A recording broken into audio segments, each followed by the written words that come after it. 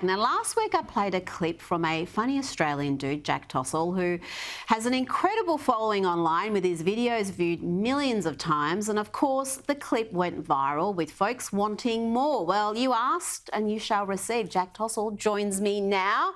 Welcome to the program, Jack. The video I played, you mocked the noble profession of journalism. Let's have a look. I woke up, checked my privilege, and then had breakfast where I found my journalism degree. Then I wrote articles why the suburb Manly's name is problematic and how cricket whites reinforce colonialism and white supremacy. For lunch, I had corn from a farmer's market and a hit of my vape. I then went to the park for a smoking ceremony. I spent the rest of my day on Twitter and Facebook abusing baby boomers with different opinions to me. Lastly, I called my capitalist pig dad to see if the beach house is free. I'm due for a sick day. Now, you are not just a comic, you're a country boy who's turned into a finance dude, and you give it to everybody. The finance dudes cop it, the farmers cop it. Is there anyone who's you're too scared to mock? Oh, no one's safe. I'll say the one people I probably wouldn't mess with again, the astrology girls, because they go hard. I had no idea. I thought you were going to say the Taylor Swift fans because they can be vicious. I haven't had a crack at them yet. I'll put them on the list, especially after the NFL Grand Final, Super Bowl, I should say. Yeah, well, she's going to be in town, so this is perfect timing. Do a Swiftie video. Oh, my God. They are going to come for you. Now, you've also poked fun at the ABC's Triple J. Let's have a look at that. Make sure to check your privilege before this banger from up-and-coming non-binary trio out of Canberra who are killing it. Up next on The Hack, the benefits of microdosing ketamine. Brian from Brunswick's just texted in. Loving the vibes. Keep them up. This year's countdown winner, the very first cis female person of colour rap artist who's also left-handed and lactose intolerant. I hope everyone's enjoying the countdown and their gender-neutral vegan barbecues.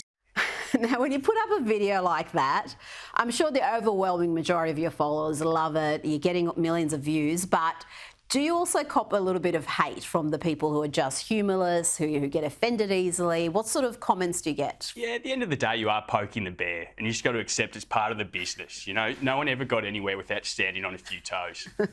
That is true, and your farmer videos are amongst your most popular. Here you give advice on what to name your son if you don't want him to grow up to embarrass you. If you want your son to stand a fighting chance of becoming a piss-shifting legend and not a soy latte sipping socialist, it starts with a good strong name. Strong blokes' names include Bruce, Barry, Trevor, Daryl, Wayne, Warren or Damien.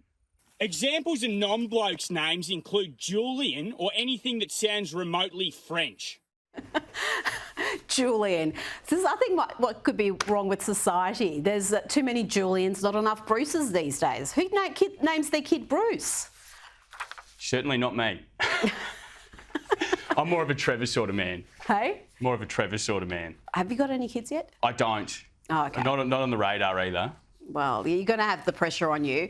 Now, let's go to this video. You did this, I think, 6-part series on Melbourne, similar for Sydney, where you assess what your suburb says about you. Let's just have a quick look. What your suburb says about you. You're either a woke warrior that's too poor to live in Fitzroy or a kebab shop owner. Affluent Karens, think Prue and Trude. You'd rather lose a limb than send your kids to a public school. Located on the Maribyrnong, you make the best foe in Melbourne. If you're a Sheila, you're probably studying beauty therapy at Sunshine TAFE. What your suburb says about you. The 1%. Elitist briefcase wankers. Also littered with real estate agents trying to get locals to sell their house. Similar in safety to Johannesburg. You're either stealing someone's car or you're stuck in a suburb because someone stole your car. You're not from the North Shore and you never will be. Stop lying to yourself. Do you have researchers? Because your knowledge on so many different issues, whether it's suburbs, pubs, arts degrees, seems to be extensive. Have you got people who are sort of feeding you material, or where are you getting? Because you have to be accurate. If you're not accurate and it doesn't have that ring of truth about it, it's not funny. I do have a few ghostwriters from Sydney and I kind of add a bit of a creative licence on top of it. But in terms of the Melbourne one, I'm pretty lucky. I went to boarding school in the southeastern suburbs. I went to university in Parkville. I lived in Brunswick. Don't hold it against me. Ah, that explains a little bit, And because sometimes you go a little bit woke on us. Sometimes you get a little bit woke, but then you come back to the side And of now light. I'm based in the South the Yarra leafy suburbs. Oh, really? So I've been everywhere. That's where I get the information from. Well, this is what we need. We need mockery and laughter and less offence-taking. There's just so much preciousness. And I'm sure there would have been a bit of preciousness about this video where you poke fun at different types of degrees. Dad, can I have some money for rent? So what if I'm 37 and don't have a job? No, I don't have time to talk. Do you know how much study I've got on? I honestly hate Stacey so much. Hold on, I got on a call. Oh, Stacey, it's so good to hear from you. Yes, the accounting one was my favourite. Accurate. How do you juggle your comedy with your very serious role during the day? Because you are in the finance world, handling people's money. Do you have anybody nervous that your comedy is, preoccupying your time? I don't think so. I think at the end of the day, especially when you're in a sort of advice or a role where you're dealing with clients and people, you want characters, you want people who are outgoing. So you can't seek those people and then crack it when they actually have a bit of a personality and creative. What industries are the funniest?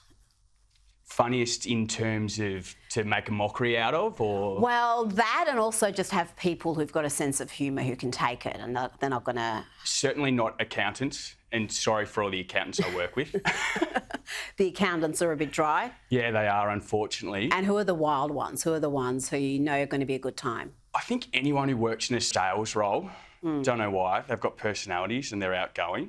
Well, that's true. Yeah, you've got to be sort of a outgoing extrovert type, don't you? Probably also a lot with drinking problems as well. That could have something to do with it. Now, let's just have a look at one last one. And I love this one because this has actually got some sharp social and economic commentary. It's not just funny. Sir, we've had a number of complaints that you've been underpaying your workers. We're going to need a list of your employees and how much they're getting paid. Well, there's the Irish backpacker who gets free rent and board and is on about $1,000 a week. Old Jimmy, also free rent and board, on about $1,200 a week. And then there's the halfwit. He does about 18 hours work a day, 90% of the work around here, and pays for his own rent and board. He gets paid about $20 a week, but I do buy him a bottle of Bundy every Saturday night. Now, that's the guy I need to talk to, the halfwit. That would be me, Jack Tossell. Nice to meet you. Now, you are a country boy, so you got some insight there. Do you get much of a response from farmers? Because you do quite a few of those farming videos and very popular, millions of people watching them. I think they love them at the end of the day, and it's very much that Australian larrikin sort of culture. You know, I can make infinite jokes about farmers, at their expense, and they will just absolutely get around them and love nothing more. Unfortunately, some of the lefties in Brunswick, not quite the same. Not so much, yeah. You just stay in the southern suburbs for now, Jack. Stay safe. Thank you so much for coming in tonight. Appreciate it. Thank you. It's a pleasure.